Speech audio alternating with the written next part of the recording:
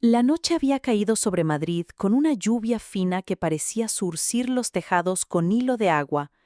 Irene Valcárcel caminó descalza por el pasillo, arrastrando consigo el cansancio de un viernes que le había dejado papeles sin ordenar y un zumbido insistente en la cabeza.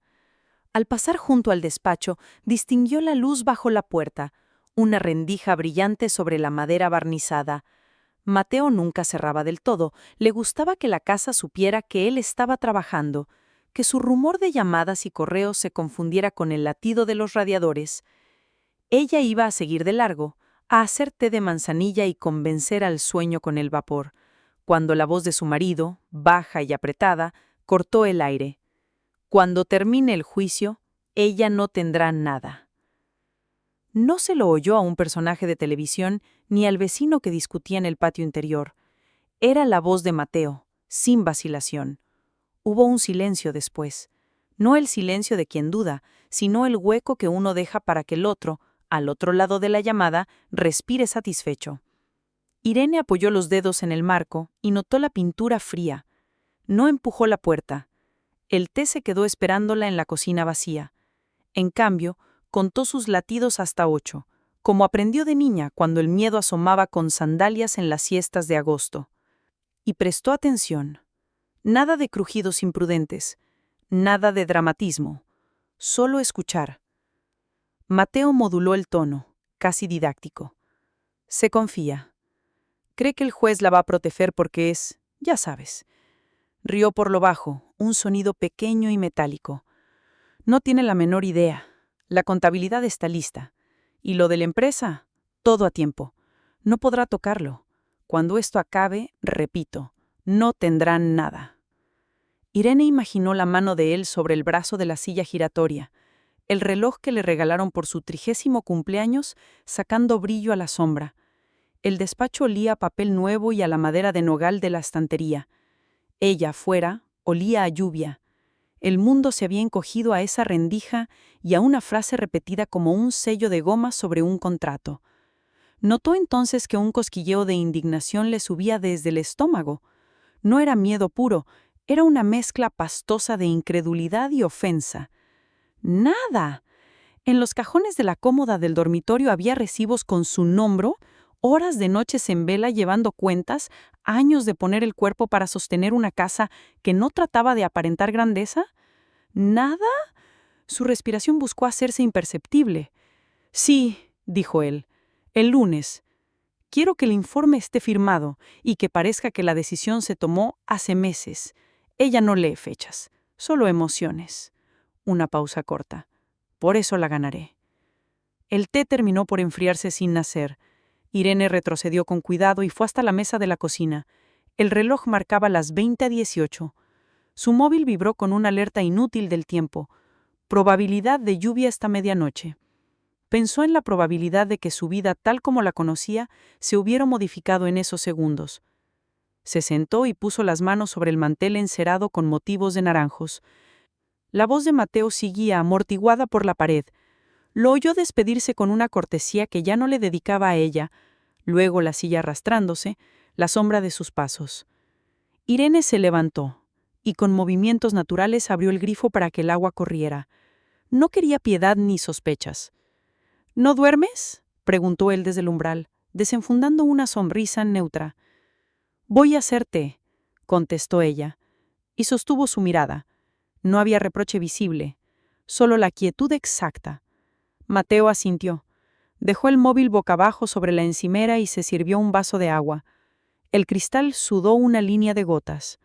Irene contempló cómo se llevaba el vaso a los labios, cómo inclinaba la cabeza 1 centímetro de más. Había amado esa curva de costumbre. Ahora la observaba como quien analiza una pieza en un tablero. Cuando Mateo se fue al dormitorio, Irene apagó el grifo y secó sus manos.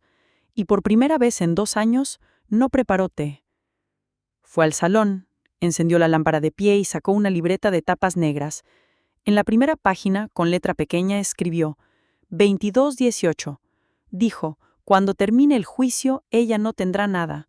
Llamada. Menciona informe. Que parezca que la decisión se tomó hace meses. Lunes. Firma. Cerró la libreta y la guardó en su bolso. Luego volvió al pasillo, apagó la luz del salón y se quedó un momento en la penumbra, sintiendo la casa como un animal que respira despacio. Durmió por fragmentos, con sueños cortos que se deshacían antes de encontrar sentido. A las 6:32, el despertador anunciaba sábado como si anunciar sábado tuviera un significado. Irene se incorporó y notó en la espalda un cansancio firme.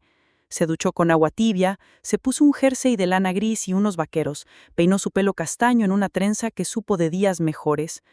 Desayunó tostadas con aceite y un café que subió como una negociación al paladar. A las 8:05 ya estaba en la calle con el paraguas plegado. El aire olía a humedad y a pan recién hecho, de la panadería de la esquina. El cielo era un telón de plomo que no se atrevía a caerse del todo. No tenía derecho a grabar conversaciones privadas, no quería cruzar líneas que luego se volvieran contra ella, pero tenía derecho a la prudencia. Caminó hasta la notaría que abría los sábados por la mañana y pidió cita para un acta de manifestaciones. Contó lo justo, que temía movimientos patrimoniales inminentes que pudieran perjudicarla, que deseaba dejar constancia de hechos y fechas, que haría llegar si fuera necesario documentación adicional. El oficial, un hombre de bigote claro y manos organizadas, le habló con una amabilidad estándar. «Medidas cautelares», dijo, como quien ofrece un paraguas a alguien que mira por la ventana. Irene respiró aliviada al escuchar esa posibilidad pronunciada en voz ajena. Salió con una copia sellada y la promesa de un correo con instrucciones. Era un comienzo, no un golpe, sino un primer gesto correcto. A las 2:20 llamó a Clara, su amiga desde la universidad, ahora pasante en un despacho de familia en la calle Serrano. Clara contestó con la energía de quien ya había tomado su segundo café. «Ire, ¿estás bien? Necesito ver a alguien hoy. Un abogado, de los buenos, y no me digas que es sábado». Clara no preguntó por qué todavía. Le dijo que pasara por su despacho, que alguien estaría revisando expedientes, que ella misma podía abrirle la puerta. Irene dijo «voy», y colgó con un sencillo clic que le robó a la realidad un barniz de película. El despacho olía a papel nuevo y a tinta de impresora. Las paredes sostenían diplomas con marcos discretos. Clara le dio un abrazo breve, de esos que no prometen arreglarlo todo pero sostienen el peso por un instante. La hizo pasar a una sala de reuniones pequeña, con una mesa oval y una jarra de agua. A los 10 minutos entró Lucia Roca, la abogada que Clara le había conseguido como si sacara un comodín de un bolsillo secreto. Lucía llevaba un traje azul oscuro y una coleta alta. Su mirada no era fría, era exacta. «Cuénteme desde el principio, con las horas si puede», pidió abriendo una carpeta vacía. Irene no improvisó drama. Narró la noche, citó la frase exacta, explicó lo del lunes, el informe, la notaría. Lucía tomó notas con un bolígrafo negro que dejaba un trazo fino. La interrumpió solo para precisar. ¿Dijo informe o dictamen? ¿Mencionó un nombre? ¿Desde cuándo sospecha? Irene respondió con la precisión que la ofensa le había otorgado de golpe. Cuando terminó, Lucía respiró hondo, como si ordenara en la cabeza una estantería de piezas. Bien, no vamos a sobreactuar, vamos a actuar. Hoy presentaremos una solicitud de medidas cautelares para la preservación de bienes y documentación. Es sábado, pero a guardia. Pediremos que se requiera a su marido para que no realice movimientos patrimoniales relevantes sin comunicarlo. También pediremos acceso a la documentación de la sociedad conjugal, si la hay. ¿Están en gananciales?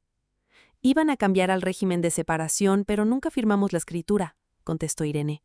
Mateo decía que era por eficiencia fiscal, pero se quedó en palabras. Mejor, asintió Lucía. Mientras tanto, quiero que haga 3 cosas, Coy. 1. Haga un inventario de todo lo que considere relevante, con fotografías y fechas. 2. Recopile correos y facturas, todo lo que tenga su nombre o el de él, o la empresa. 3. No le diga nada. Y la miró, midiendo su reacción. No se quede sola con él si puede evitarlo. Irene sintió un pinchazo de orgullo. No quería tener miedo de moverse por su propia casa, pero entendió que el consejo no denunciaba debilidad sino estrategia. Aceptó con un gesto. «¿Y si el lunes firma algo que nos deje fuera?», preguntó, notando la urgencia empujarle el tono. «Entonces tendremos el sábado y el domingo para dejar constancia de que usted lo anticipó, y el juez lo verá. Todo lo que pasa queda escrito en algún sitio, Irene. Solo hay que encontrar la tinta». Salió del despacho con una carpeta de instrucciones sencillas y un plan que se parecía a una escalera. No sabía cuántos peldaños habría, pero el primero estaba a la altura justa. En el metro, entre el olor metálico de los raíles y los anuncios que prometían idiomas en 3 meses, escribió a su hermana, Alma: «No hagas planes de venir a casa. Te cuento mañana. Estoy bien». No le gustaban las alarmas mal dadas. Necesitaba ordenar la verdad antes de compartirla. El resto de sábado fue un ejercicio metódico. Fotografió los estados de cuenta que guardaba en una carpeta roja, revisó los cajones del mueble del recibidor y encontró una factura de gestoría con fecha de 2 semanas antes por regularización extraordinaria. Hizo una copia y la subió a una carpeta en la nube que Lucía le había compartido. En la computadora buscó correos con el asunto estatutos, ampliación y traspaso. Su corazón marcaba una cadencia de marcha lenta, no de huida. A las 19 horas, su libreta negra tenía páginas llenas de referencias cruzadas. Cuando Mateo llegó, casi a las 9, traía el abrigo húmedo y una sonrisa que parecía haberse quedado pegada en la jornada. Irene la observó justificar su existencia, desarmada de contexto. «¿Cenamos fuera?», propuso él. Amable, quizá demasiado. «He trabajado todo el día», respondió, sin añadir el «yo también», que venía con los años. Sacó del horno una fuente de verduras asadas y la colocó en la mesa. Comieron con la radio baja. Mateo habló de un cliente difícil, de un proyecto que por fin parecía destrabarse. Ella asintió en los lugares correctos como quien guarda piedras dentro de un bolsillo. Cuando él fue a ducharse, su móvil vibró en la encimera. La pantalla mostraba un número sin nombre. Irene apartó la mirada como se aparta la cortina cuando pasa una ambulancia, consciente de que hay ruido sin pretender apropiárselo. No quería cruzar líneas, solo quería avanzar por los peldaños que ya había visto. La noche se acostó sin sobresaltos. Ella revisó una última vez la carpeta compartida. Subió las últimas fotos. Escribió a Lucía: «Listo inventario preliminar. Encontré factura gestoría, regularización extraordinaria. Detalles en adjunto». Lucía respondió con un pulgar y un «mañana a las 9 en Plaza de Castilla. Guardias». Irene apagó el móvil y por primera vez desde la frase durmió sin soñar. El domingo amaneció con un sol pálido. A las 9:10, Irene estaba con Lucía frente a la puerta de los juzgados de guardia. El edificio tenía esa seriedad que no pide permiso. Presentaron la solicitud con la exactitud que exigen los lugares donde cada papel espera su número. Un funcionario de guardia, con la corbata mal anudada, selló copias con un golpe rítmico.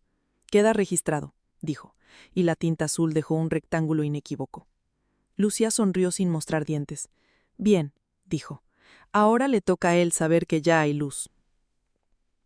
De vuelta a casa, Irene compró pan y tomates. Desayunó con calma, cortando el tomate como quien corta el miedo en rodajas finas. A mediodía, tocó el timbre Alma. Traía una bolsa con naranjas y un abrazo largo. «Dime», pidió, ya sentada. Irene no siempre había sido buena para relatar inmediateces, prefería los resúmenes prudentes. Pero ahora la linealidad la protegía. Contó desde la rendija de luz hasta el sello azul del funcionario. Alma no interrumpió. Escuchó como se escucha a un médico. Para entender una curación, hay que entender la herida. Cuando terminó, la hermana apretó los labios. «No está sola», dijo. «Y si hay que dormir aquí, duermo. Si hay que mover cajas, muevo. Si hay que mirar a los ojos, se mira». La tarde fue una coreografía silenciosa de 2 hermanas poniendo la casa a prueba. Revisaron fotografías, etiquetaron con post-its los documentos, guardaron duplicados en una mochila. A las 17:40, Mateo entró.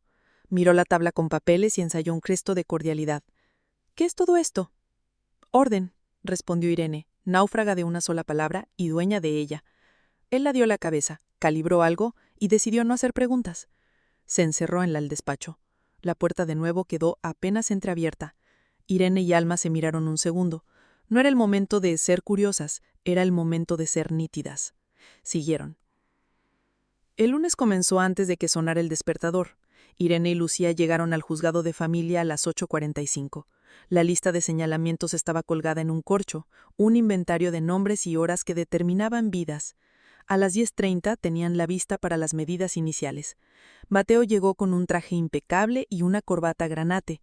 A su lado, un abogado de barba recortada y sonrisa de reglamento. Santos. Se saludaron sin afecto. «Señora Valcárcel». «Señor», respondió Irene con una calma que no era fingida, sino ensayada durante 2 días y 2 noches. En la sala, el aire tenía una densidad de los lugares donde cada palabra cotiza. El juez era un hombre de cabello cano, cejas pobladas y un modo de mirar que invitaba a ser concreto. Lucía expuso con sobriedad el temor fundado de vaciamiento patrimonial, la necesidad de preservar documentación, el riesgo inminente de decisiones unilaterales. Santos intervino con un tono mesurado, casi paternalista, insinuando que no había nada de qué preocuparse, que su cliente era un hombre correcto y que se trataba de exageraciones emocionales disfrazadas de argumentos. Mi cliente tiene responsabilidades empresariales que no pueden paralizarse por susceptibilidades. Hijo, y apoyó las manos abiertas sobre la mesa en gesto conciliador. El juez escuchó sin pestañear, hizo preguntas cortas, apuntó con la pluma un par de fechas. Lucía, cuando le tocó, mostró la copia sellada del acta de manifestaciones de la notaría, los correos con fechas de sábado, la factura de la gestoría. Nada de discursos, hechos como piedras. El juez asintió despacio. Al final, anunció que dictaría un auto en el día, que mientras tanto las partes se abstuvieran de actos que pudieran agravar el conflicto. No hubo alivio ni derrota, hubo trámite. Y en el mundo de Irene el trámite era una forma sólida de avanzar. A la salida, Santos sonrió un poco más. «Ha sido diligente», dijo a Lucía. «Los fines de semana productivos son una rara avis.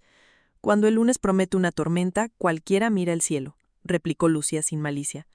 Mateo no dijo nada. Se limitó a mirarla con una mezcla de reconocimiento y extrañeza, como si de repente hubiera descubierto que ella también sabía leer mapas. La tarde trajo el golpe que anticiparon, un correo del banco notificando un intento de transferencia, por ajuste de proveedores, que excedía lo habitual. Gracias al escrito presentado, la operación quedó retenida por verificación. Irene sintió una punzada entre alivio y tristeza. Era extraño que el sistema, que siempre le había parecido un monstruo que devoraba horas y paciencia, de pronto estuviera de su lado por haber llegado 2 días antes. «¿Lo intentó?», dijo Lucía por teléfono. «Bien, que conste». «¿Y ahora?». Bien, no vamos a sobreactuar, vamos a actuar. Hoy presentaremos una solicitud de medidas cautelares para la preservación de bienes y documentación.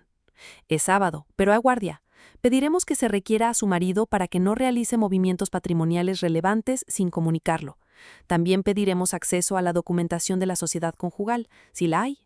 ¿Están en gananciales? Iban a cambiar al régimen de separación, pero nunca firmamos la escritura, contestó Irene. Mateo decía que era por eficiencia fiscal, pero se quedó en palabras. Mejor, asintió Lucía. Mientras tanto, quiero que haga 3 cosas, Coy. 1. Haga un inventario de todo lo que considere relevante, con fotografías y fechas. 2.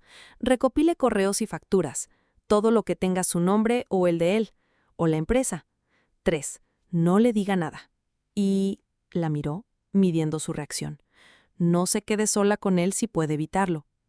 Irene sintió un pinchazo de orgullo. No quería tener miedo de moverse por su propia casa, pero entendió que el consejo no denunciaba debilidad sino estrategia. Aceptó con un gesto. «¿Y si el lunes firma algo que nos deje fuera?», preguntó, notando la urgencia empujarle el tono. «Entonces tendremos el sábado y el domingo para dejar constancia de que usted lo anticipó, y el juez lo verá. Todo lo que pasa queda escrito en algún sitio, Irene. Solo hay que encontrar la tinta». Salió del despacho con una carpeta de instrucciones sencillas y un plan que se parecía a una escalera. No sabía cuántos peldaños habría, pero el primero estaba a la altura justa. En el metro, entre el olor metálico de los raíles y los anuncios que prometían idiomas en 3 meses, escribió a su hermana, Alma: «No hagas planes de venir a casa. Te cuento mañana. Estoy bien». No le gustaban las alarmas mal dadas. Necesitaba ordenar la verdad antes de compartirla. El resto de sábado fue un ejercicio metódico. Fotografió los estados de cuenta que guardaba en una carpeta roja, revisó los cajones del mueble del recibidor y encontró una factura de gestoría con fecha de 2 semanas antes por regularización extraordinaria. Hizo una copia y la subió a una carpeta en la nube que Lucía le había compartido. En la computadora buscó correos con el asunto estatutos, ampliación y traspaso. Su corazón marcaba una cadencia de marcha lenta, no de huida. A las 19 horas, su libreta negra tenía páginas llenas de referencias cruzadas. Cuando Mateo llegó, casi a las 9, traía el abrigo húmedo y una sonrisa que parecía haberse quedado pegada en la jornada. Irene la observó justificar su existencia, desarmada de contexto. «¿Cenamos fuera?», propuso él. Amable, quizá demasiado. «He trabajado todo el día», respondió, sin añadir el «yo también», que venía con los años. Sacó del horno una fuente de verduras asadas y la colocó en la mesa. Comieron con la radio baja. Mateo habló de un cliente difícil, de un proyecto que por fin parecía destrabarse. Ella asintió en los lugares correctos como quien guarda piedras dentro de un bolsillo. Cuando él fue a ducharse, su móvil vibró en la encimera. La pantalla mostraba un número sin nombre. Irene apartó la mirada como se aparta la cortina cuando pasa una ambulancia, consciente de que hay ruido sin pretender apropiárselo. No quería cruzar líneas, solo quería avanzar por los peldaños que ya había visto. La noche se acostó sin sobresaltos. Ella revisó una última vez la carpeta compartida. Subió las últimas fotos. Escribió a Lucía. Listo inventario preliminar. Encontré factura gestoría, regularización extraordinaria. Detalles en adjunto. Lucía respondió con un pulgar y un mañana a las 9 en Plaza de Castilla. Guardias. Irene apagó el móvil y por primera vez desde la frase durmió sin soñar. El domingo amaneció con un sol pálido. A las 9:10, Irene estaba con Lucía frente a la puerta de los juzgados de guardia. El edificio tenía esa seriedad que no pide permiso. Presentaron la solicitud con la exactitud que exigen los lugares donde cada papel espera su número. Un funcionario de guardia, con la corbata mal anudada, selló copias con un golpe rítmico. «Queda registrado», dijo, y la tinta azul dejó un rectángulo inequívoco. Lucía sonrió sin mostrar dientes. «Bien», dijo. «Ahora le toca a él saber que ya hay luz». De vuelta a casa, Irene compró pan y tomates. Desayunó con calma, cortando el tomate como quien corta el miedo en rodajas finas. A mediodía, tocó el timbre Alma. Traía una bolsa con naranjas y un abrazo largo. «Dime», pidió, ya sentada. Irene no siempre había sido buena para relatar inmediateces, prefería los resúmenes prudentes. Pero ahora la linealidad la protegía. Contó desde la rendija de luz hasta el sello azul del funcionario. Alma no interrumpió. Escuchó como se escucha a un médico. Para entender una curación, hay que entender la herida. Cuando terminó, la hermana apretó los labios. «No está sola», dijo. «Y si hay que dormir aquí, duermo. Si hay que mover cajas, muevo. Si hay que mirar a los ojos, se mira». La tarde fue una coreografía silenciosa de dos hermanas poniendo la casa a prueba. Revisaron fotografías, etiquetaron con post-its los documentos, guardaron duplicados en una mochila. A las 17:40, Mateo entró. Miró la tabla con papeles y ensayó un gesto de cordialidad. «¿Qué es todo esto?» «Orden», respondió Irene, náufraga de una sola palabra y dueña de ella. Él la dio la cabeza, calibró algo y decidió no hacer preguntas. Se encerró en el despacho. La puerta de nuevo quedó apenas entreabierta. Irene y Alma se miraron un segundo. No era el momento de ser curiosas, era el momento de ser nítidas. Siguieron. El lunes comenzó antes de que sonara el despertador. Irene y Lucía llegaron al juzgado de familia a las 8:45. La lista de señalamientos estaba colgada en un corcho, un inventario de nombres y horas que determinaban vidas. A las 10:30 tenían la vista para las medidas iniciales. Mateo llegó con un traje impecable y una corbata granate. A su lado, un abogado de barba recortada y sonrisa de reglamento. Santos. Se saludaron sin afecto. «Señora Valcárcel». «Señor», respondió Irene con una calma que no era fingida, sino ensayada durante 2 días y 2 noches. En la sala, el aire tenía una densidad de los lugares donde cada palabra cotiza. El juez era un hombre de cabello cano, cejas pobladas y un modo de mirar que invitaba a ser concreto. Lucía expuso con sobriedad el temor fundado de vaciamiento patrimonial, la necesidad de preservar documentación, el riesgo inminente de decisiones unilaterales. Santos intervino con un tono mesurado, casi paternalista, insinuando que no había nada de qué preocuparse, que su cliente era un hombre correcto y que se trataba de exageraciones emocionales disfrazadas de argumentos. «Mi cliente tiene responsabilidades empresariales que no pueden paralizarse por susceptibilidades. Hijo», y apoyó las manos abiertas sobre la mesa en gesto conciliador. El juez escuchó sin pestañear, hizo preguntas cortas, apuntó con la pluma un par de fechas. Lucía, cuando le tocó, mostró la copia sellada del acta de manifestaciones de la notaría, los correos con fechas de sábado, la factura de la gestoría. Nada de discursos, hechos como piedras. El juez asintió despacio. Al final, anunció que dictaría un auto en el día, que mientras tanto las partes se abstuvieran de actos que pudieran agravar el conflicto. No hubo alivio ni derrota, hubo trámite. Y en el mundo de Irene el trámite era una forma sólida de avanzar. A la salida, Santos sonrió un poco más. «Ha sido diligente», dijo a Lucía. «Los fines de semana productivos son una rara avis. Cuando el lunes promete una tormenta, cualquiera mira el cielo, replicó Lucía sin malicia. Mateo no dijo nada. Se limitó a mirarla con una mezcla de reconocimiento y extrañeza, como si de repente hubiera descubierto que ella también sabía leer mapas. La tarde trajo el golpe que anticiparon, un correo del banco notificando un intento de transferencia, por ajuste de proveedores, que excedía lo habitual. Gracias al escrito presentado, la operación quedó retenida por verificación. Irene sintió una punzada entre alivio y tristeza. Era extraño que el sistema, que siempre le había parecido un monstruo que devoraba horas y paciencia, de pronto estuviera de su lado por haber llegado 2 días antes. «Lo intentó», dijo Lucía por teléfono. «Bien, que conste». «¿Y ahora?» Esperar el auto y seguir. Mañana pediremos acceso a la contabilidad de la empresa. Si no quieren, lo pediremos por vía judicial. No hay prisa falsa, hay precisión. Esa noche la casa olió a sopa. Alma se quedó a dormir en el sofá, la manta amarilla subiéndole hasta la barbilla. Irene miró el techo unos segundos antes de apagar. No recordó haber amado a Mateo desde la rendija de luz del viernes. Lo recordaba de antes, sí, como se recuerda una canción de la infancia que ya no emociona, pero aún se sabe. Ahora, sin embargo, no había banda sonora. Había notas sueltas y ella debía escribir la partitura nueva. El martes a primera hora, Lucía y ella estuvieron en la administración de la empresa donde Mateo figuraba como administrador. Presentaron un requerimiento formal para ver la contabilidad. La encargada, una mujer de gafas ovaladas que olía a colonia fresca, pidió tiempo. «No tienen por qué tenerlo hoy», dijo Lucía con una cortesía dura, «pero lo tendrán que tener pronto, y si no, lo pediremos al juzgado». Un gesto más, una puerta empujada hasta el primer tope. En la calle Irene se detuvo ante un escaparate con agendas. Pensó en comprar una nueva, pero le pareció traicionar a su libreta negra. La tocó en el bolso como se toca un talismán. Al levantar la vista vio a Clara cruzar de acera con 2 cafés. «Noticias», anunció su amiga. «Un excompañero mío, ahora perito informático, puede certificar metadatos de correos, fotos, documentos. Si Mateo intenta decir que todo se generó después, tendremos sellos de tiempo que hablarán más claro que nosotros. ¿Te sirve?» «Me sirve», sonrió Irene, sintiendo que el mundo, aunque hostil, empezaba a proponer aliados. A las 12:15, mientras esperaba a Lucía en el despacho, recibió un mensaje de un número desconocido. «Tenemos algo que le interesa, sobre su marido. Si quiere saberlo, venga a las 14 al Café Oriente. Discreción». Irene sintió la electricidad fría de las trampas posibles. Consultó con Lucía. La abogada alzó una ceja. «No vamos a hacer nada que nos ponga en riesgo», dijo, «pero si va, voy con usted.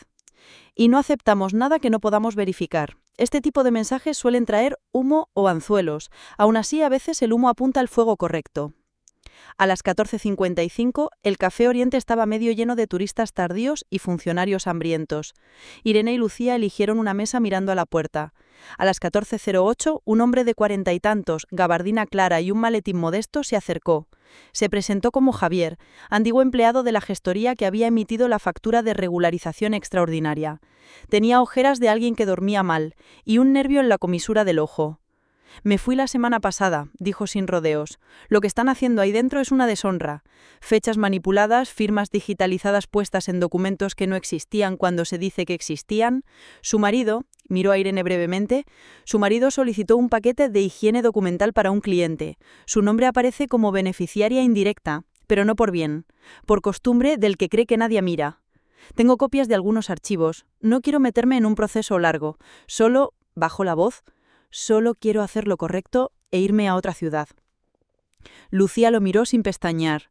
«Nada de pendrives que luego aparecen con virus. Mándelo a un correo que le daré, con firma electrónica, y declarará usted por escrito dónde y cómo obtuvo esos documentos.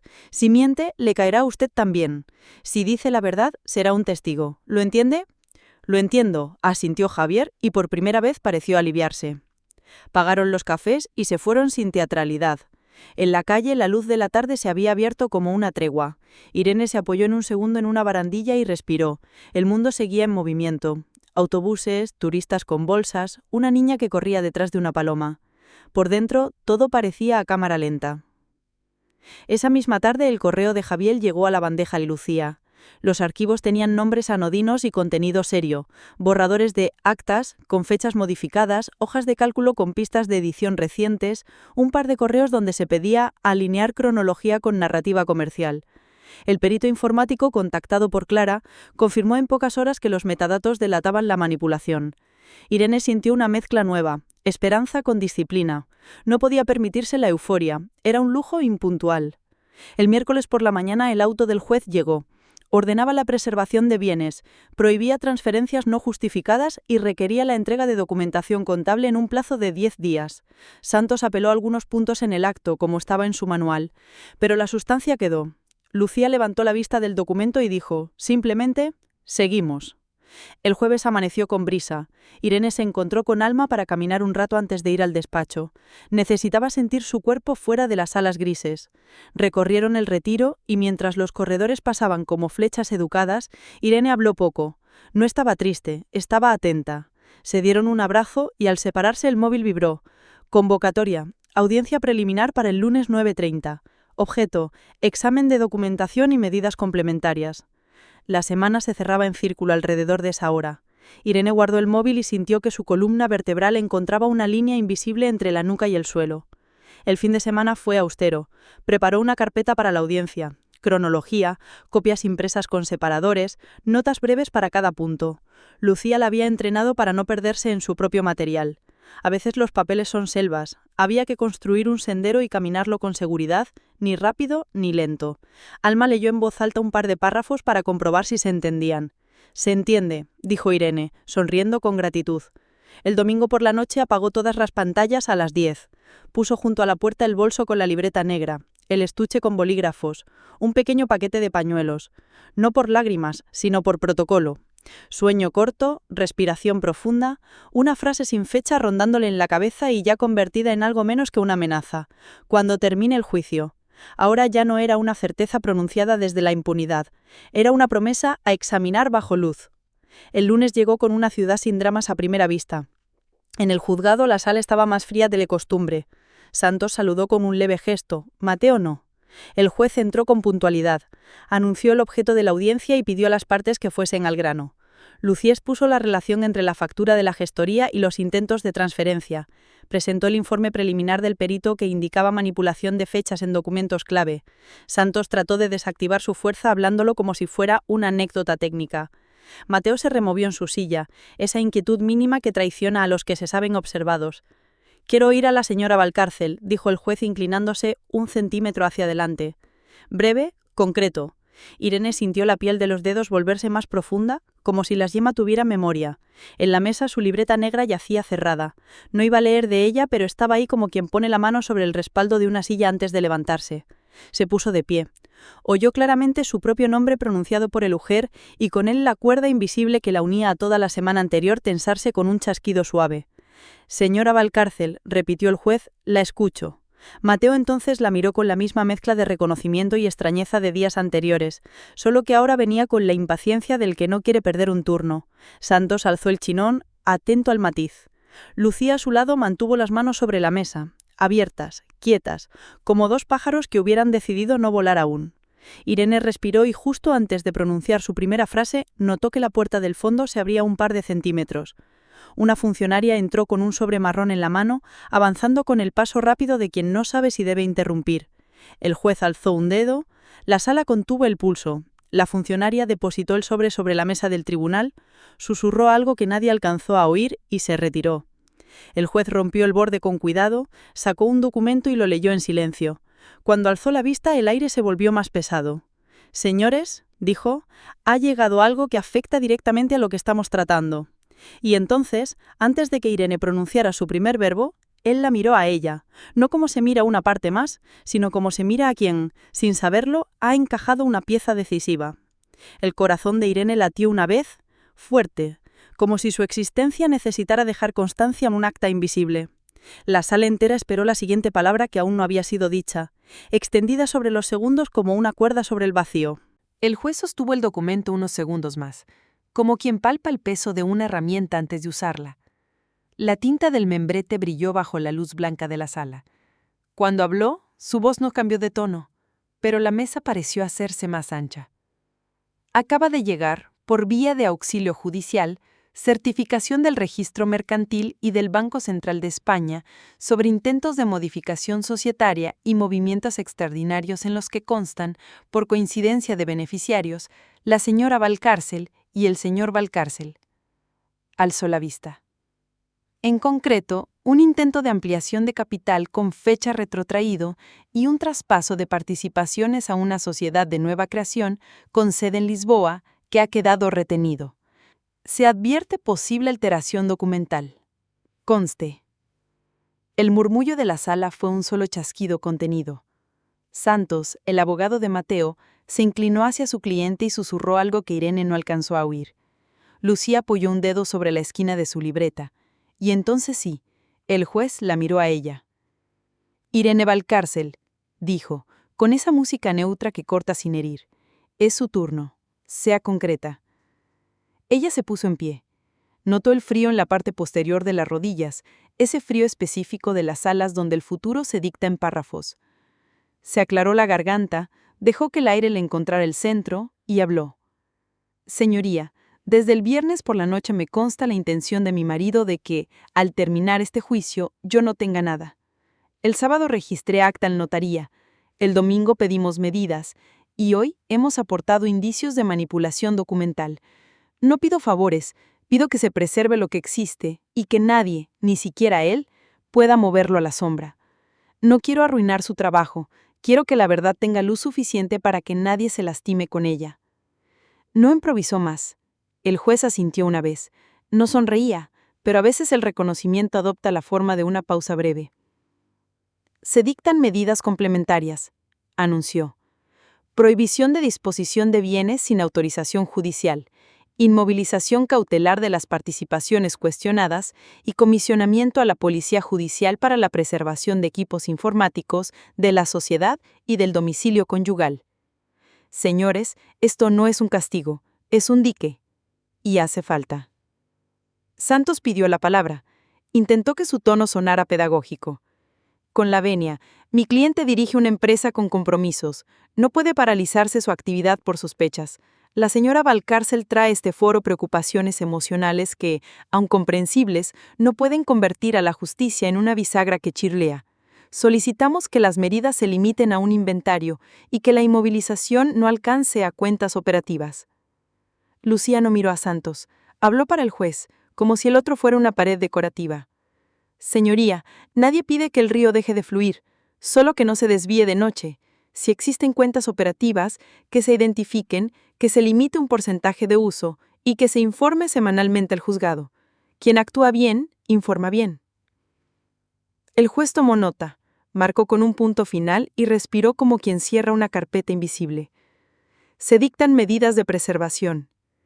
El día de hoy la Policía Judicial ejecutará la diligencia de preservación. Señora Valcárcel, se le pedirá que facilite acceso a la vivienda. Señor Valcárcel, también a las instalaciones de la empresa. Sala levantada. El mazo no golpeó, porque aquí no había mazo. Hubo en cambio el roce de sillas y el rumor de abrigos. Irene volvió a sentarse despacio. Lucía le puso una mano breve en el antebrazo, una señal que decía, ahora con calma. Mateo no se acercó. Santos sí. Esto no tenía por qué ponerse así, dijo, sin agresividad. Podríamos haberlo arreglado entre nosotros. Entre nosotros ya lo intentaron. No funcionó, respondió Lucía. En el pasillo, la funcionaria del sobre marrón pasó a su lado con paso rápido. Irene le agradeció sin palabras. Fuera, Madrid seguía en lunes. Gente con prisa, taxis que parecían saberlo todo. Ella respiró hondo. El aire olía a invierno y a tinta. A las 12:20, 2 agentes de la Policía Judicial se presentaron en su casa con una diligencia en la mano. Eran correctos, casi corteses. Ella los hizo pasar. Abrieron el despacho de Mateo. Irene reconoció cada objeto como se reconoce la cara de un vecino. El reloj de pared, la planta que siempre se volvía hacia la ventana, los archivadores grises con letras adheridas. Los agentes colocaron precintos discretos, tomaron fotografías, levantaron acta y clonaron, con un equipo portátil, el contenido de un ordenador y de 2 unidades externas. Uno de ellos le explicó cada paso, como quien narrar una receta para que el miedo entienda los ingredientes. No leeremos aquí nada, solo preservamos, se analizará con cadena de custodia. Irene asintió. En el recibidor, Alma, que había llegado de improviso, esperó en silencio. Cuando los agentes se fueron, la casa quedó más grande de repente. Ha empezado de verdad, dijo Alma, y su voz no tembló. Ha empezado, repitió Irene, y fue a la cocina a poner agua a hervir. El té, al fin, nació. A esa misma hora en la empresa, Mateo tendía la llegada de otros agentes. El encargado de la administración, un hombre flaco con corbata verde, llamó a Irene a las 13:07 con voz de alguien que responde a un incendio sin humo. «Están aquí», dijo, sin identificar a quién. «Piden servidores, copias, libros oficiales». «Facilítelo todo», pidió Irene. «Lo ordenó el juez». «Lo sé», respondió el hombre. «Se lo digo por cortesía». Colgó. Irene se apoyó en la encimera y notó el tacto frío del mármol. No buscaba ganar, buscaba no perder lo que no se debía perder. La tarde fue un carril lento de mensajes. Lucía informaba cada paso. Clara coordinaba con el perito informático. Javier, el ex empleado de la gestoría, escribió que había recibido una llamada amistosa, sugiriéndole que dejara en paz los asuntos ajenos. Lucía le respondió desde su correo. «Si recibe amenazas, denúncielo hoy. Nosotros lo informaremos igualmente». Javier dijo, «Lo haré», y luego guardó silencio. Ese silencio para Irene no fue vacío, fue una cuerda tensada en la noche.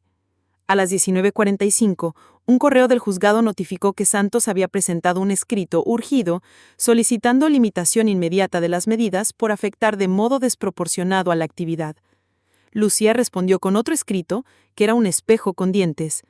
«Señoría, si se levanta el dique antes de revisar las grietas, el agua no perdona».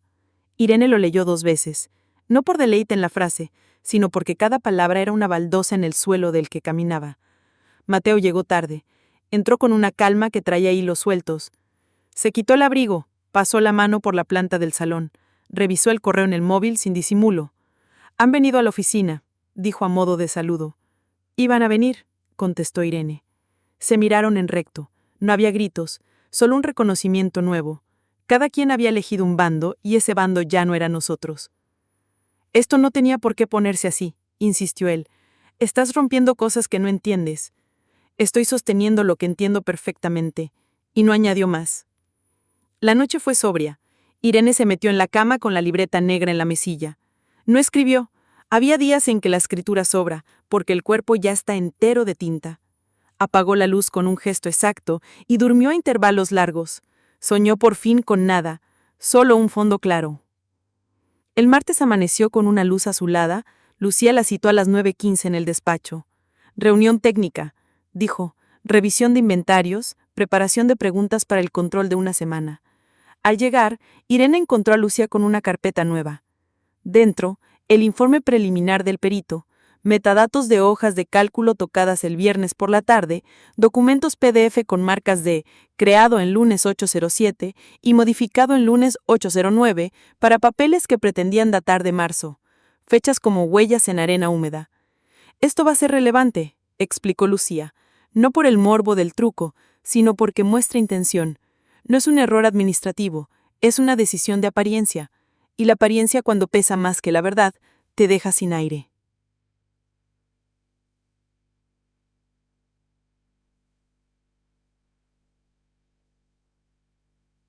A media mañana, Javier apareció en el despacho. Llegó con un abrigo barato y un sobre dentro de una bolsa de supermercado. No pretendió retórica. «Han intentado que me vaya de Madrid», dijo, sentado al borde de la silla. «Me ofrecieron un trabajo en Valencia, empezando mañana, con adelanto en efectivo. No lo acepté». «Ha hecho bien», respondió Lucía. «Déjeme ese sobre. Y firme esta declaración. No es un favor a nadie, es una línea recta». Javier firmó. Sus manos temblaron un poco. Cuando se fue, Irene se quedó mirando la puerta por la que había salido. «A la gente decente se le nota el cansancio», murmuró. «Y también la fuerza», respondió Lucía. El miércoles trajo consigo una notificación inesperada. El juez convocaba a una audiencia de control ampliada para el viernes a las 12. Examen de documentación intervenida y de informes preliminares. Posible adopción de medidas adicionales, decía. El correo llegó a las 8:30. Irene lo leyó mientras untaba mantequilla en una tostada. La mantequilla, de repente, supo a metal. Dejó el cuchillo sobre el plato. y sintió ese tipo de quietud que no es parálisis, es víspera. «Viernes», dijo en voz alta, sola en la cocina. «Viernes». A las 10 acompañó a Lucía al almacén donde la empresa guardaba archivadores antiguos. Los agentes habían precintado la sección central, pero se podía revisar el perímetro. La luz entraba por un ventanal alto y el polvo parecía nieve perezosa en el aire.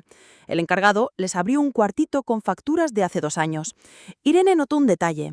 En un archivador había pegatinas nuevas encima de otras viejas. Asomaba, bajo la etiqueta Proveedores 2023, un borde que delataba la palabra «proyectos». Señaló con el dedo. Lucía hizo una foto. No acusaron a nadie, no proclamaron nada, solo recogieron la pulcritud de un dato anómalo. A mediodía, un mensaje de Santos dirigido a todas las partes pidió espacio para negociar un marco de convivencia provisional hasta que baje la temperatura.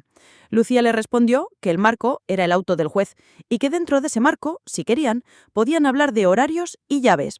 Propuso, sin ceder, reglas prácticas, comunicación por correo, entrega de documentos en copias, nada de visitas inesperadas.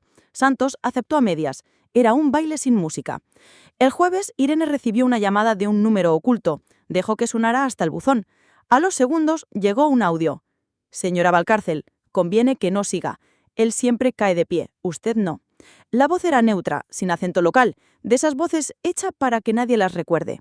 Lo reenvió a Lucía y al grupo donde estaban Clara y el perito.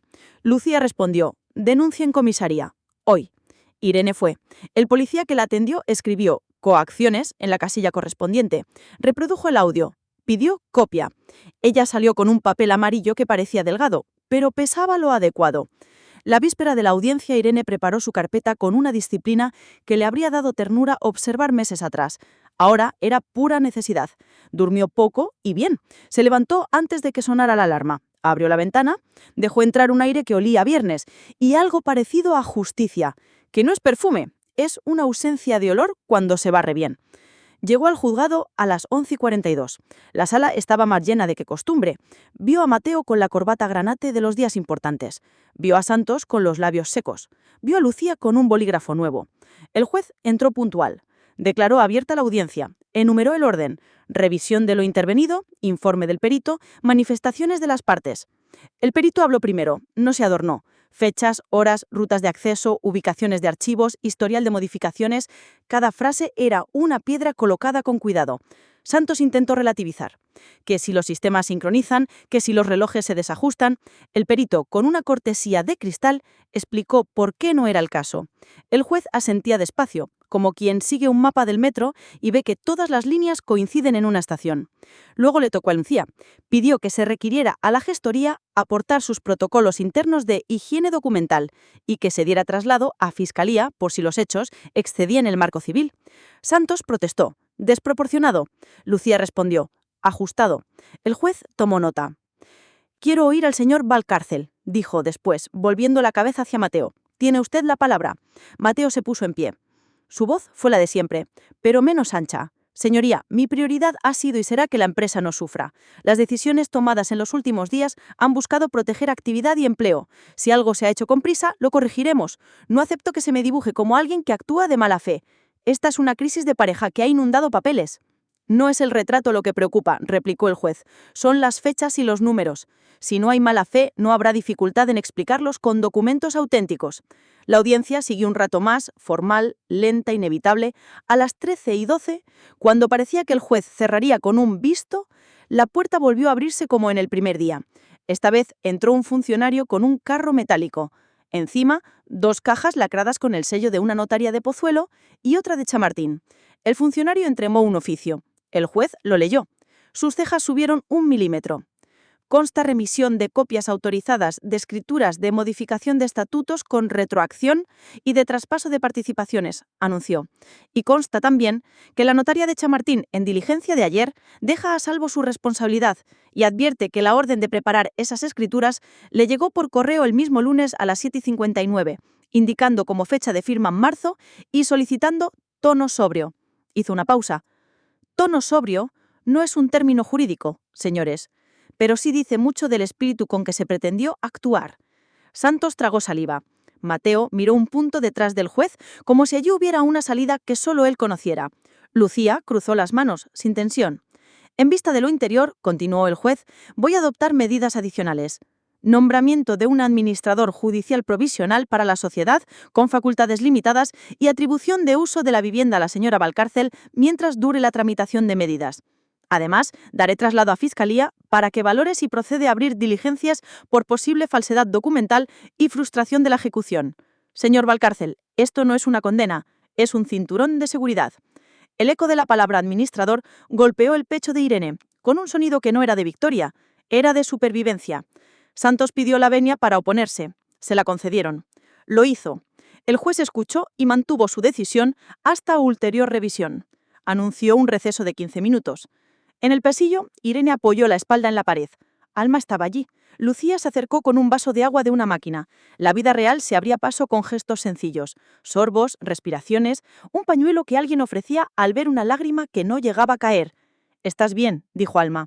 «Iré estando», respondió Irene, y por primera vez en días dejó que la boca se le dibujara en una línea que recordaba a una sonrisa.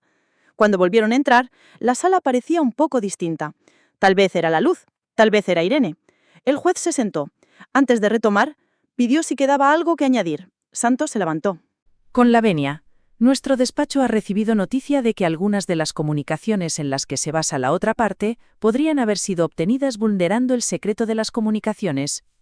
Solicitamos que se depuren responsabilidades y se excluya cualquier prueba contaminada. Lucía se levantó con calma. Ninguna comunicación ha sido obtenida vulnerando nada. Lo que hay son documentos aportados por quienes los generaron y por funcionarios que han cumplido su deber. Si alguien vulneró algo, no fuimos nosotros, y está en esas cajas. El juez inclinó la cabeza. Cuando iba a pronunciar el cierre, un sonido metálico, mínimo, se halló junto a la mesa de las cajas. El precinto de una de ellas, quizá mal pegado, cedió lo suficiente para mostrar el borde de un sobre dentro, con un nombre escrito a mano. El ujier se apresuró a recomponerlo. El juez frunció el ceño, levantó la mano y pidió que se abriera en su presencia. El ujier cortó el lacre con un cúter y sacó el sobre. El nombre escrito era uno que todavía no había aparecido en papeles: Santos. El abogado, en un reflejo mínimo, apretó la mandíbula. El juez alzó el sobre a la altura de sus ojos. «¿Sabe usted qué puede contener?», preguntó sin emoción. «No», respondió Santos con cortesía medida. El juez rompió el borde con cuidado. Extrajo una hoja y la leyó. No tardó. Al terminar, no habló de inmediato. Miró a Santos, luego a Mateo, luego a Irene. Pidió una copia al ujier y entregó otra a Lucía y otra a Santos. Irene no alcanzó a leer desde su sitio. Solo vio el membrete de la gestoría, la firma de un tal director de cumplimiento y una frase subrayada en azul: Coordinación con despacho S para alineación narrativa y blindaje jurídico. El aire cambió de densidad, como antes de una tormenta. El juez dejó la hoja sobre la mesa y por primera vez apoyó también las dos manos. «Señor Santos», dijo, «voy a pedirle que por prudencia se inhiba de esta causa hasta que se esclarezca si existe conflicto de interés o participación en los hechos. No es una sanción, es higiene». Santos abrió una boca un instante y la cerró después, como quien recuerda dónde está. Pidió un minuto para consultar. El juez asintió. Un reloj invisible dio un salto. Irene sintió la columna vertebral crecerle un centímetro, no por triunfo, sino por verticalidad. Miró a Lucía. Ella le devolvió una mirada corta que significaba: «Sigue». El juez tomó aire para pronunciar el cierre. En ese mismísimo segundo, la puerta del fondo se abrió sin ceremonia. Entraron dos agentes con chalecos azules y un oficio en la mano. El primero se acercó al estrado, entregó el papel. El juez lo leyó. Su rostro no cambió, pero el silencio sí. Esa clase de silencio que no pide permiso. «Señores, acaban de comunicarme algo que altera la agenda de todos. Fiscalía ha incoado diligencias penales y solicita la detención cautelar del señor Javier P. por presunta revelación de secretos». Alzó la vista hacia el pasillo. «Está fuera. A petición de esta sala permanecerá localizable y protegido, pero no será detenido hasta que esta audiencia termine, siempre que no exista riesgo de fuga». El corazón de Irene dio un vuelco seco. Sintió que el suelo le pedía anclaje. Y además, añadió el juez volviendo la vista hacia Mateo, constan aportados en las diligencias registros de comunicaciones que, según avance, podrían involucrar a varias personas aquí presentes. Por razones de prudencia y transparencia, voy a suspender la audiencia por 30 minutos. Voy a pedir que nadie abandone el edificio y voy a ordenar que se traiga aquí al señor Javier P. para que, bajo la protección de este tribunal, diga si necesita añadir algo antes de que se le tome declaración en sede penal. Lucía posó sus dedos un segundo sobre los de Irene. La sala respiró con la torpeza de las mareas. La puerta del fondo volvió a abrirse, y en el quicio se dibujó la silueta de Javier, pálido, con las manos juntas, flanqueado por los agentes. El juez levantó la mirada hacia él. «Señor P», dijo, «acérquese, este tribunal lo escucha». La distancia entre la puerta y la mesa pareció de 100 metros y 3 días. Javier dio el primer paso. Irene, sin querer, apretó la libreta con tanta fuerza que sintió la textura de la tapa clavársele en la palma. La sala entera se mantuvo suspendida en el segundo exacto en que él abrió la boca para hablar, y todavía no había caído ninguna palabra. Javier se acercó al estrado con pasos que parecían medir el suelo. Llevaba la gabardina abierta, la camisa metida con prisa y esa clase de mirada que se hace recta cuando uno entiende que a partir de cierto punto ya no hay regreso. El ujier le indicó dónde ponerse. El juez le pidió el documento nacional de identidad, lo verificó y luego le señaló en micrófono con una cortesía que también era una advertencia. «Hable claro, señor P. Diga solo lo que sabe y cómo lo sabe». Javier asintió, se humedeció los labios, su voz salió firme, sin adorno. «Trabajé 6 años en la gestoría que ha sido mencionada. El viernes por la tarde recibieron, porque yo estaba a punto de irme, un encargo llamado higiene documental. El término se usa en interno para referirse a ordenar archivos, ajustar denominaciones y a veces componer cronologías que resulten presentables». Alzó un segundo la vista. Ese mismo viernes, a las 19:23, se creó un paquete de archivos con fechas antiguas establecidas manualmente. Las huellas de edición mostraban que se habían hecho en un ordenador específico de la oficina, no en origen. Vi las órdenes porque el supervisor me pidió ayuda con unas macros que no corrían. El lunes a primera hora llegó una instrucción para notaría, con texto que decía fecha de firma, marzo, tono sobrio. Yo, al ver el nombre del beneficiario indirecto que aparecía en una de las hojas, la señora Valcárcel, y ante la insistencia con que desde arriba se pedía cerrar todo ese mismo día, decidí conservar copias internas y contactar con un despacho. No me pagaron por ello, nadie me instigó, y acepto responsabilidad por haber sacado documentos, pensé que era correcto. Hizo una pausa mínima. El juez apuntó algo, levantó la vista. ¿Recibió presiones? ¿Amenazas? Recibí llamadas sin número, mensajes sugiriendo que me fuera de Madrid, ofertas de trabajo con efectivo, nada que no pueda contarse, pero suficientes como para que hoy esté aquí en vez de haber cogido un tren. Lucía cruzó una mirada breve con Irene. La sala, sin buscarlo, contuvo el aire como si aprendiera a escuchar de nuevo. Santos pidió la palabra. El juez se la concedió con la misma neutralidad que concede un vaso de agua. Señoría, la declaración del señor P. no puede por sí sola convertir un procedimiento civil en un espectáculo. Hablamos de trabajo interno de una gestoría que, como tantas, ordena documentación con urgencia. Tono sobrio puede significar 1000 cosas. Y ninguna de ellas es jurídica, replicó el juez.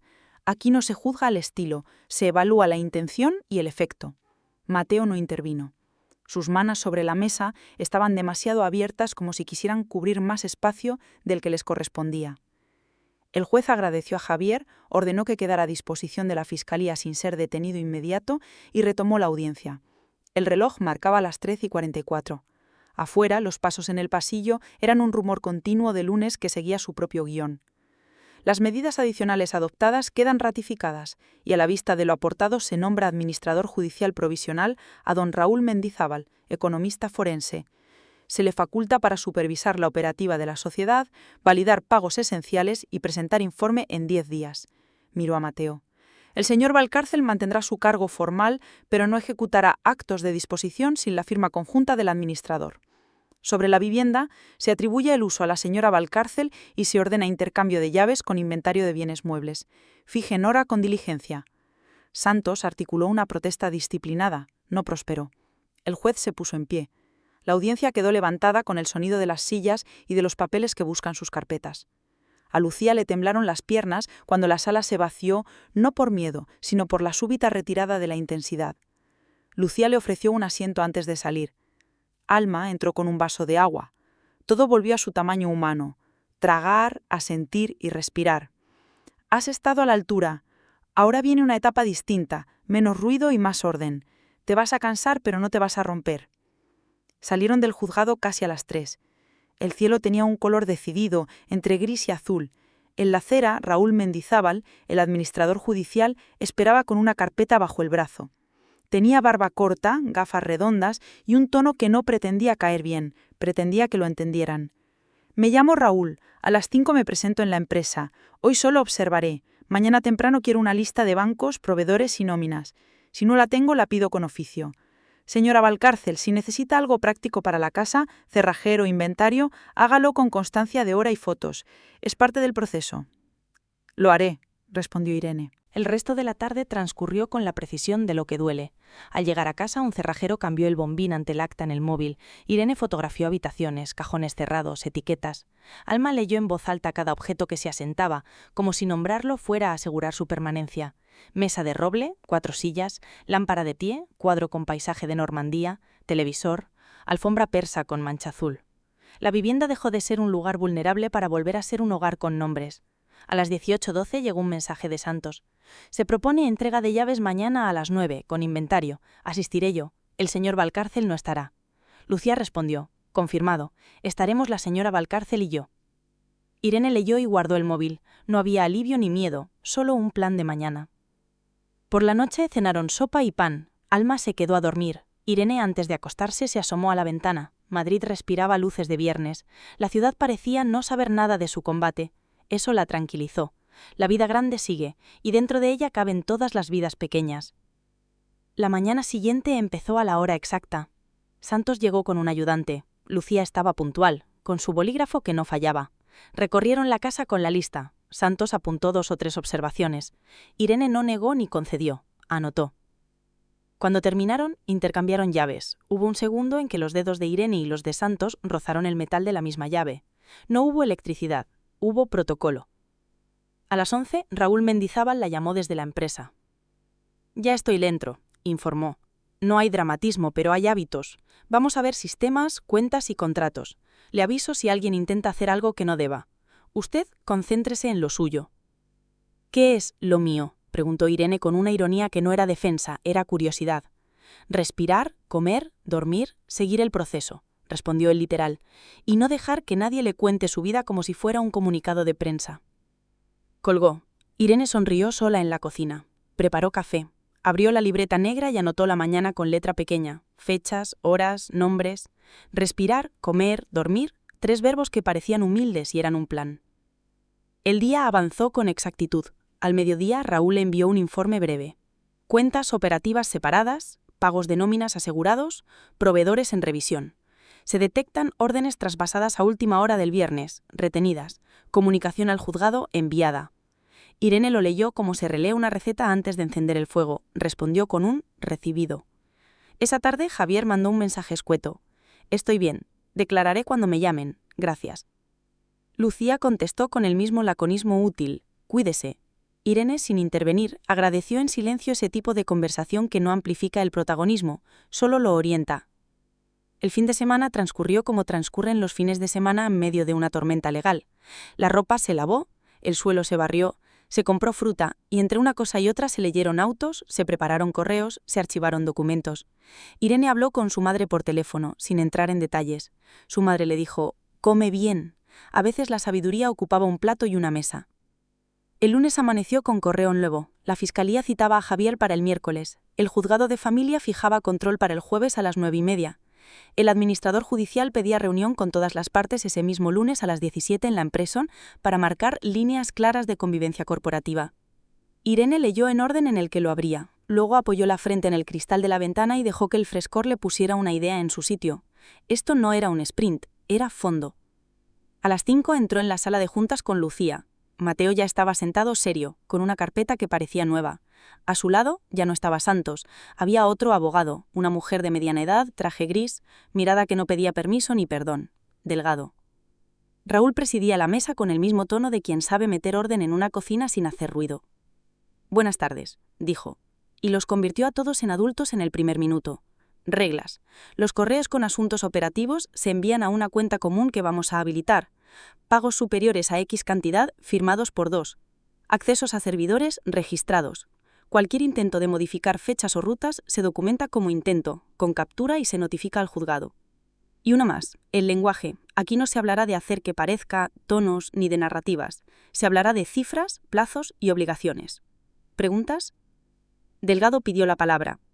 Mi cliente quiere que conste que su intención ha sido siempre la continuidad de la empresa y que se aviene a estas reglas sin reconocer irregularidad alguna. Constará.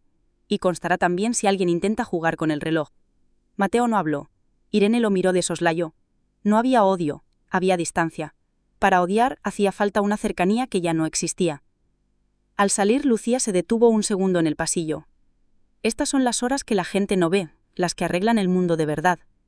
Irene asintió. Llevaba días viendo cómo el mundo se arreglaba no con gestos grandes, sino con líneas rectas y firmas pequeñas. El martes la vida privada golpeó la puerta con un gesto sencillo. La vecina del tercero A pidió a Irene que le sostuviera el ascensor un momento para subir un carrito. Irene lo sostuvo. El niño de la vecina le sonrió. En esa sonrisa había una tregua. Ella la aceptó. El miércoles por la mañana Javier declaró en fiscalía. Lucía le contó a Irene en un resumen limpio que el testigo había sostenido su relato, que la gestoría quedaba expuesta a una investigación y que por prudencia podían pedirse medidas de protección si continuaban las llamadas. Irene lo recibió como se reciben noticias que no están en su mano, con gratitud y con límites. El jueves el juzgado de familia celebró el control. El juez escuchó al administrador judicial que presentó un informe con la prosa exacta de quienes escriben para que nadie encuentre adjetivos. Ingresos, egresos, órdenes retenidas, contratos en revisión. Delgado defendió a Mateo con una sobriedad eficaz. Nadie había perdido dinero, no había daño, solo ansiedad. Lucía pidió que no confundieran daño con riesgo creado y que se mantuvieran las medidas. El juez, en un giro sin dramatismo, anunció que continuarían otros 10 días, que se iniciarían los trámites de liquidación de la sociedad de gananciales con fecha de corte que se fijaría ese mismo día y que la vivienda quedaba atribuida a Irene indefinidamente hasta resolución. Antes de cerrar, y allí volvió la sensación que Irene reconocía ya como antesala. La sala quiere escuchar a la señora Valcárcel. No hace falta que repita lo dicho. Quiero que me diga qué necesita para sostener este proceso sin que se convierta en una batalla de desgaste. Irene se puso en pie. No miró a Mateo. No porque lo despreciara, sino porque su respuesta no iba dirigida a él. Necesito, y me dio la palabra como se mide la sal, que se respete el reloj del tribunal, no las prisas ajenas. Necesito que la empresa no sea el escondite de nada, y que mi casa siga siendo mi casa sin tener que discutirlo cada mañana. Necesito que nadie más sienta que su dignidad depende del talento de otros para mover papeles en la sombra. El juez la miró con ese tipo de atención que no es amabilidad, es responsabilidad. Conste. Y conste además que este tribunal no va a permitir que un conflicto civil se solucione con trampas administrativas. El proceso seguirá su curso. El resto del día fue administrado por agendas, firmas, oficios, correos. Irene alzó por un momento la cabeza en la calle y dejó que el sol de mediodía le tocara la frente. Había ganado algo que no se registra, la exactitud de su propia voz. Pasaron los días con la cadencia de una maquinaria recién ajustada. Raúl enviaba informes cada 3 jornadas. Delgado, con profesionalidad, cumplía las reglas. Mateo, obligado por la estructura, dejó de intentar atajos. La gestoría cambió de director de cumplimiento. Javier encontró trabajo en otra ciudad. Antes de irse envió un correo agradeciendo que alguien le hubiera creído. Un lunes, al abrir el buzón, Irene encontró una carta del juzgado con membrete grueso. La leyó de pie en el portal. Señalamiento de vista principal para dentro de 2 meses. Un papel que era una fecha que era una promesa. Subió las escaleras con la carta apretada entre los dedos y la dejó sobre la mesa del salón, junto a una planta que empezaba a echar una hoja nueva. Los preparativos para la vista ocuparon semanas. Lucía y su equipo armaron una línea argumental limpia. Cronología, documentos auténticos, intervención del administrador, testimonios estrictamente necesarios. Nada de grandilocuencias. Irene asistió a una reunión en la que le enseñaron a respirar a la hora de contestar, a no llenar huecos con palabras por nervio, a sostener el silencio sin que la culparan por ello. Aprendió rápido, no por talento, sino por necesidad. La última semana, Delgado propuso un acuerdo, reparto de bienes con una valoración favorable para Irene a cambio de renunciar a acciones conexas. Lucía la citó para hablarlo sin prejuicios. Los acuerdos no son derrota, a veces son exactamente justicia competente, pero pasó una página, te pide que avales una historia que no fue cierta. Irene lo leyó 2 veces. No quiero arrastre de barro, pero tampoco quiero firmar una versión donde mi dignidad entra como favor. Entonces, a vista, concluyó Lucía sin dramatismo. La mañana señalada llegó con puntualidad judicial. La sala, distinta a las anteriores, olía a madera vieja y a respeto. La lista de asuntos pegada en la pared mostraba, en el renglón 4, sus apellidos partidos por una tilde. Delgado habló primero, con corrección. Expuso que no había daño real, que las medidas habían sido suficientes, que el matrimonio estaba roto y que lo sensato era una liquidación rápida. Lucía respondió con la palabra que sostiene techos: consistencia. Consistencia entre fechas, entre intenciones, entre actos. No pidió castigo, pidió estructura. El administrador judicial detalló cómo desde su nombramiento la empresa había funcionado mejor que con los atajos. Los salarios se habían pagado, los proveedores respiraban, el banco había dejado de llamar. El perito informático explicó sin brillantez innecesaria por qué los archivos hablaban aunque intentaran silenciarlos. Mateo fue llamado, contestó con frases cortas, aprendidas para no incriminarse. Dijo: «No recuerdo menos de lo que hubiera querido». Delgado lo sostuvo con preguntas que le hacían campo. El juez escuchó. Su pluma, a ratos, parecía un metrónomo. «Señora Valcárcel», dijo, cuando ya se había dicho casi todo. «Acérquese». Irene se levantó, sintió el suelo firme, caminó hasta la línea blanca imaginaria que separaba, por formalidad, su vida de la mesa del tribunal. «Quiero que, sin adjetivos, me diga qué pide», solicitó el juez. «Concretamente». «Pido», dijo Irene, «que la sociedad de gananciales se liquide con fecha de corte en el día en que se dictaron las primeras medidas. Pido la atribución definitiva de la vivienda, no por capricho, sino porque fui yo quien se sostuvo aquí cuando otros quisieron mover los cimientos. Pido que las participaciones creadas para ocultar o trasladar valor vuelvan al sitio que corresponde, y pido que en adelante, si alguien intenta manipular un reloj para recortarme el día, el propio sistema se lo impida». La sala quedó en un silencio que no era expectativa, era orden. El juez miró a Delgado, miró a Lucía, miró el reloj real que pendía de la pared. «Visto», pronunció. «La sala hará constar en sentencia lo que en derecho corresponda. Esta causa ha sido, por momentos, un espejo de costumbres que no vamos a normalizar. Volveré sobre esto en el fallo». La vista concluyó a media tarde. El sol al salir hacía líneas oblicuas en el suelo del pasillo. Irene y Lucía se apartaron a una esquina para respirar. Alma apareció con un paquete de galletas que olía a casa.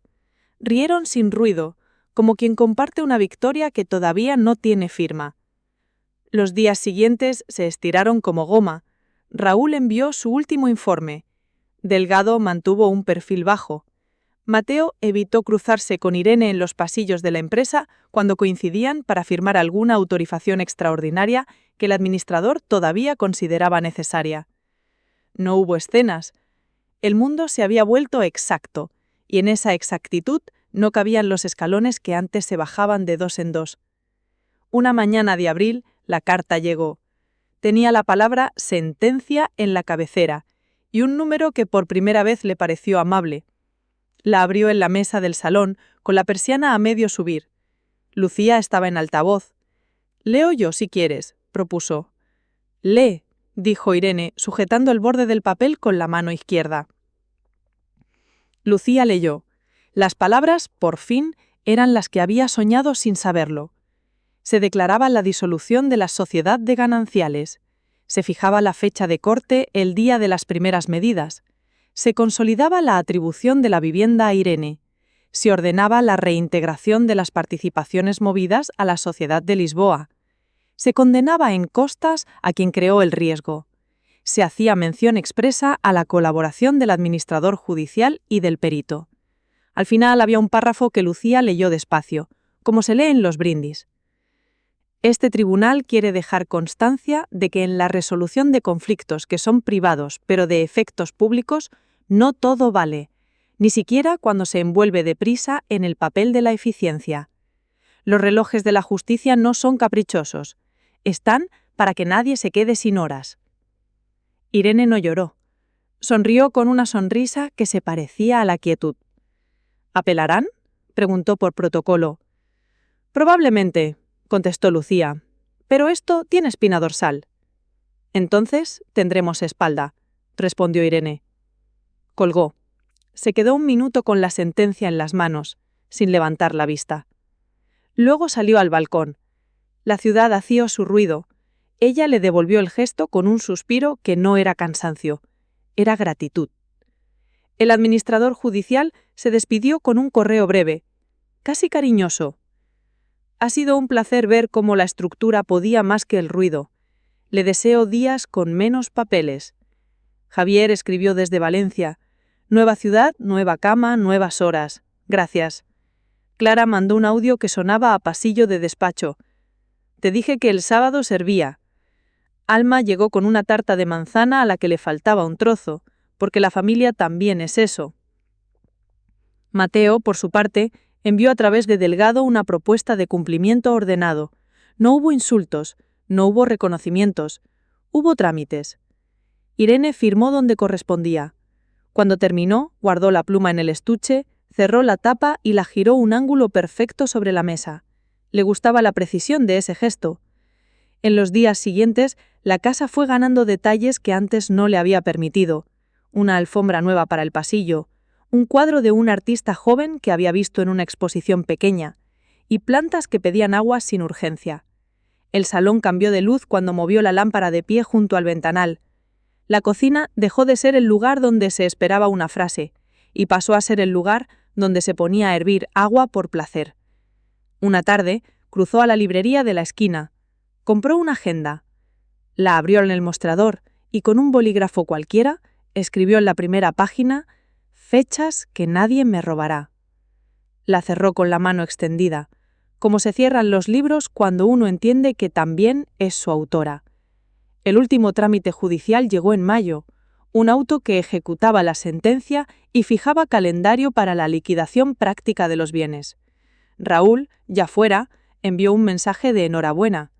Delgado, correcta, presentó un escrito con 2 discrepancias menores. Lucía respondió con 2 párrafos que parecían piezas de una caja de herramientas. Una llave Allen que encaja donde tiene que encajar. En la última comparecencia, el juez hizo algo que Irene recordaría siempre. Terminó de dictar las disposiciones, miró a las partes, cerró la carpeta con un gesto seco y entonces la miró a ella. No fue una mirada grandilocuente, fue una mirada de oficio y de persona. Irene Valcárcel dijo: «Gracias por hablar claro cuando correspondía. El tribunal no puede proteger lo que no se nos muestra». Ella asintió. No dijo gracias, dijo «constará». Y salió. El aire de mayo le pegó en la cara con una tibieza que demoró el paso. Se detuvo en la escalinata del juzgado. Alma la esperaba abajo con 2 cafés que humeaban. Lucía, a su lado, le tendió un sobre con copias compulsadas que pesaban lo justo. «¿Lista?», preguntó Alma. «Irene lo estuvo», respondió Lucía. Y a Irene le gustó que usara el pasado para un presente que seguía y seguiría. Bajó los escalones contando despacio, no por miedo a caer, sino por el gusto de marcar cada peldaño con una suela que por fin le parecía suya. A mitad de camino, giró la cabeza. En una de las ventanas del primer piso se veía un reflejo, el suyo, deformado por el vidrio. Sonrió a esa versión de sí misma que la miraba desde otro plano, y siguió bajando. En la acera, un niño soltó un globo que se elevó con prisa y sin miedo. Irene lo siguió con la vista hasta que se volvió un punto. «Los relojes de la justicia no son caprichosos», recordó. El suyo, el que latía en el pecho, marcó un compás nuevo. Ella se lo creyó. Esa noche, ya en casa, Abrió la ventana del salón y dejó que entrara el olor de la ciudad que se acostaba tarde. Encendió la lámpara que había movido junto al ventanal. Puso una tetera. En la libreta negra, en la última página disponible, escribió 4 líneas sin cifras. Hoy firmó el papel que decía que el reloj es mío también. Hoy el juez me miró a mí y entendí que mirar a alguien puede ser un acto de justicia. Hoy el día tuvo la longitud exacta de una verdad. Y mañana también.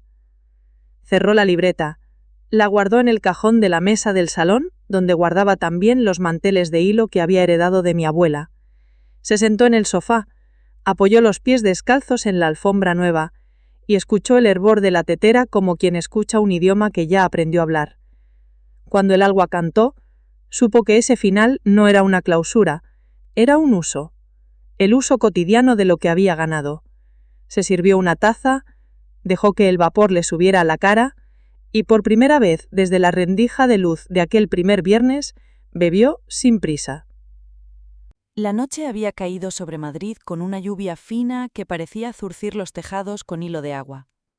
Irene Valcárcel caminó descalza por el pasillo, arrastrando consigo el cansancio de un viernes que le había dejado papeles sin ordenar y un zumbido insistente en la cabeza. Al pasar junto al despacho, distinguió la luz bajo la puerta, una rendija brillante sobre la madera barnizada. Mateo nunca cerraba del todo. Le gustaba que la casa supiera que él estaba trabajando, que su rumor de llamadas y correos se confundiera con el latido de los radiadores. Ella iba a seguir de largo, a hacer té de manzanilla y convencer al sueño con el vapor, cuando la voz de su marido, baja y apretada, cortó el aire. Cuando termine el juicio, ella no tendrá nada. No se lo oyó a un personaje de televisión, ni al vecino que discutían al patio interior. Era la voz de Mateo, sin vacilación. Hubo un silencio después, no el silencio de quien duda, sino el hueco que uno deja para que el otro, al otro lado de la llamada, respire satisfecho. Irene apoyó los dedos en el marco y notó la pintura fría. No empujó la puerta. El té se quedó esperándola en la cocina vacía.